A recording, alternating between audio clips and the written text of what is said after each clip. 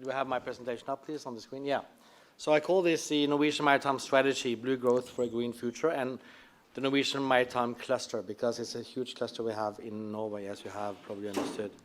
Just a little bit about me. I am the general manager for something called the Maritime Oslo Fjord Alliance, comprising 3 different maritime associations. You see all of them on the screen.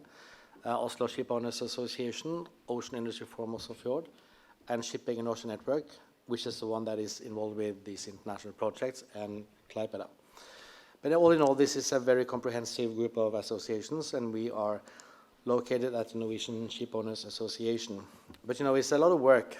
Normally I say that it's more work to run 3 associations than to run 1 association. We have 3 annual reports, 3 accounts, and all that. By the way, what you see in the middle there is a ship, and the woman who is the ship owner for that ship, she has now been in the ocean tourism, Agnes Arnadottir. She has been in the ocean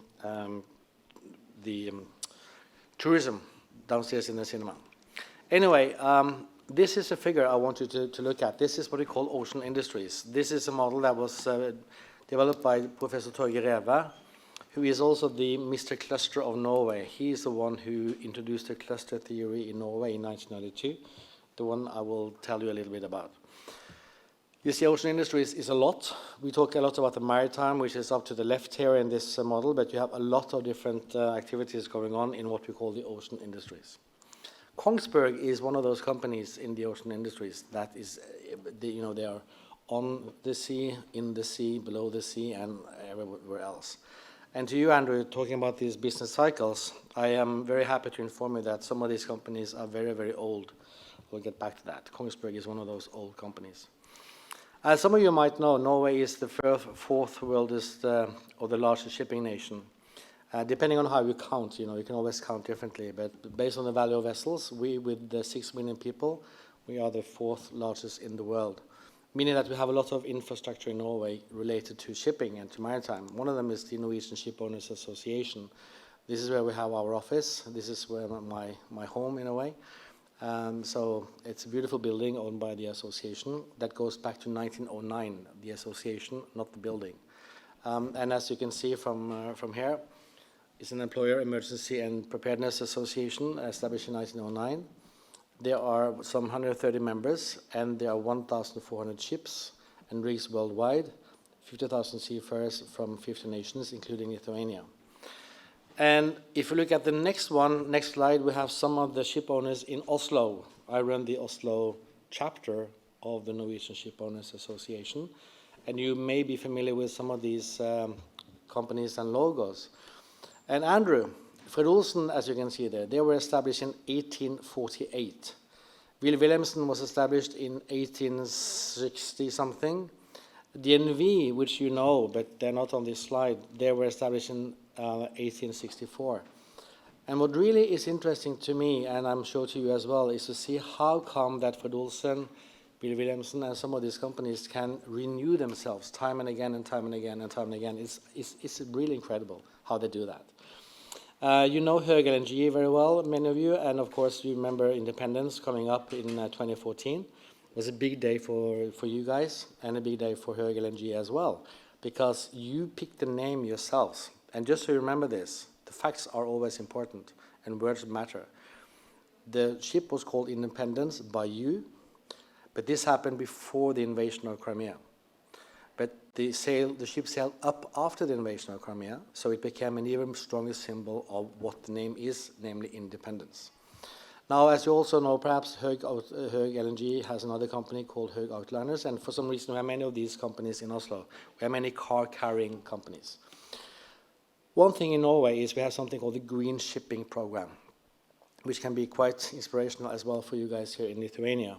Some of you know that well. I'm not going to delve into that, but they have a lot of pilot studies. And this is a typical news thing from Norway, some agreement being signed and some oceans future to 2050 from DNV. There are always new reports coming along. What I want to go into a little bit in detail is Norway's maritime strategy documents, because you are not a maritime nation, but you are trying to become one. And Valdas is working on that, and something will happen in May 2024. Now we are, and we have always been, as long as we can remember. So Norway's maritime strategy looks a bit like that, and I don't want to read the whole thing for you, but it's opportunities for growth and jobs related to the ocean. At the same time, the world's oceans are facing significant challenges, such as loss of biodiversity, pollution, warming, and acidification. And then to build a strong and sustainable marine economy based on both preserving clean and rich seas with a well-functioning ecosystem and facilitating value creation through sustainable use. It's therefore one of the most important tasks for the government, nationally and internationally. This is the basis for the Norwegian maritime strategy. We also have an R&D strategy that was launched in January 2022 during the pandemic. You see the launch, and you see me and a colleague in our office watching this online. And as I said, it was during the pandemic. You might also have heard about the UN Ocean Panel, United Nations Ocean Panel, which was set up by our Prime Minister, Ms. Erna Solberg. And actually, they presented their first recommendations on 3rd of December 2020 during the pandemic on board the vessel from Agnes Arnadottir. So these two vessels you see here are quite amazing, and they are created for silent whale watching around Svalbard, northern Norway, Tromsø. And now, because of the pandemic, they have one made for Oslo, which is fully electric, going sightseeing in and around Oslo. Now, I am a child of clusters. I was a student in 1992. You heard about that already. This is a time when 3 professors at my business school launched a book called A Competitive Norway. Et konkurransedyktig Norge. This was a study made with Michael Porter in the US, who was the professor behind the whole thing, the cluster theory. And they concluded that in Norway we had one complete cluster, which was the maritime cluster. And I was a student. You find my name in that book as a student, far behind in some upper pages as a student task. But this means I grew up with this, and I've been working with Torgeir ever since, until he retired quite recently, with clusters in Norway, with executive programs and things like that. So what is a cluster? It's basically what it says here. I don't want to go into details, because you will also come back to this tomorrow with Per Martin from Nord Shipping. He will go into this in more detail tomorrow. But just so you know, the complete cluster in Norway is the maritime. And Menon Economics, that I've been mentioned before, he was in charge of the tourism study that came a bit later, showing that we also had a very good, actually, cluster in tourism back in the day in 1992-93. There's a theoretical foundation for this that you can read about here. And I know that Andrius has established the Lithuanian maritime cluster. So you have a cluster working in Lithuania. In Norway, we have many, and I just want to show you a little bit about that now. But before that, some very quick theory. What does it take for companies to succeed? And this is from Menon, this is from Eric, my very good friend and colleague. I'm not going to show this in detail, but I want to show you that you need customers, and they should be demanding ones, because demanding customers, they make you work hard. If you don't have demanding customers, you don't work hard. You need competitors. It's very important that you in a cluster have competitors, because without competitors, you become lenient, you become lazy, right? You all know that. You can imagine that. Then you need to have knowledge actors. That's what I do, basically. I run these associations. We are knowledge actors in a way. And then you need suppliers. And you need them to be specialized and to be very competitive. So the more competitive suppliers you have, the better it is for you as a company. And then you need owners, of course. And without owners, you can't succeed. That's the capitalist way. But then, you can have competent owners, or you can have less competent owners. And to have good owners is really beneficial for you. Employees, of course, you can't get away without having employees. That's very important. And, of course, you should have good ones, and you should treat them very well. Summing it all up, what does it take to succeed? A dynamic and competitive cluster. So this is the Norwegian Maritime Cluster that was launched back in the day in 1992. It's in Norwegian, but you can, shipping is in the middle, on the big one. And then you have all the different pieces of shipping that we have in Norway to make it a complete cluster. It's been reorganized in this small one with the ship owners in the middle. And then you have different categories of, insurance and finance and all that around in this circle. All that is complete in Norway, being with a long history of this, of course. Now, Innovation Norway, I guess you can all imagine what that is, the innovation agency in Norway. They have money from the government to support different activities and industries, and they have a cluster program with different levels. The lowest one is called Arena, and then you have something called NCE, Norwegian Center of Expertise, and then you have something called GCE, the Global Center of Expertise. And what I've tried to do here is to list all relevant clusters we have in Norway, all being more or less state-sponsored to some extent. I mean, the cluster organizations of them. So you see there are lots of different clusters. Some of them are maritime, some of them are not so maritime, but this is what we have around Norway, financed by Innovation Norway. Now, the 3 GCEs we have, the Global Center of Expertise. One of them is called GCE Ocean Technology. It's in Bergen. And they are experts on everything that has to do with ocean technology. That's the name. And they have a lot of companies as members, and they have research projects and whatnot, and education programs and so on. This is the Blue Maritime Cluster, another one of those 3 GCEs. This is in Ålesund, the home of offshore in Norway, a very strong cluster.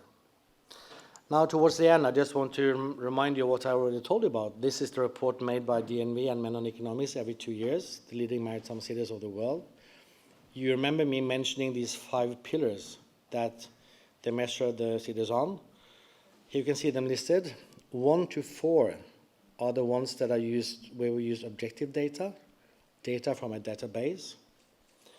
That is, it's a very complicated thing, don't get me wrong, but those are objective data. And then the last one, attractiveness and competitiveness, is made by subjective data. That's interviews with an expert panel with experts around the world. Singapore, Rotterdam, and London are top 3 LMCs, also scores very high too, and Klaipėda, or Lithuania, has a chance to be on that list as well, of course. Now, towards the end, you can download it from Menon's website. It's free for all. And this is just the leading maritime cities. What is a leading maritime city, and what are the drivers? Don't want to go into details about that now, but this presentation will be made available, so you can have a look at it if you want to, and if you are interested in these things. So just to sum everything up, to be a maritime nation, as we hope and believe Lithuania will start to see itself as, gives a global impact beyond the country's borders. Norway has a big impact globally because of our size in tonnage. You have something called the meat weight, and we are big on the meat weight because of all the vessels we have. So we have a say in the IMO and other bodies because of the size of the Norwegian maritime industry. And then a maritime nation needs a maritime strategy, which you are now developing in Lithuania. We heard about that today. And you should also have a maritime R&D strategy. This is where the universities come into play. Universities, science parks, and things like that. So I wrote here that Menon Economics is a trusted advisor, but there are others who can do the same thing. Now, the last thing I want to do is to remind you that we have something in Norway called Shipping, and there are these conferences in different places. Some of them are really big. Shipping is one of them. And you guys have industries that normally are there. This is from 2017. You see Western Shipyard to the left with me, and then you see me and Andreas presenting the Go LNG project to the right. And this thing, Andreas, remember how we got that from Oslo to Lithuania? And that was not easy, but we managed to do that. And this is also networking, because this is the barbecue at DNV with 2,000 people, always during Shipping. And with the pandemic behind us, we can all imagine what these people-to-people meetings mean in terms of relationships and so on. So this was my brief presentation, and you'll have more of this with Per Martin tomorrow. Here are my contact data, so if you want to have this presentation, I'm sure you can get it from the organizers. Thank you so much. Thank you very much, Tom. So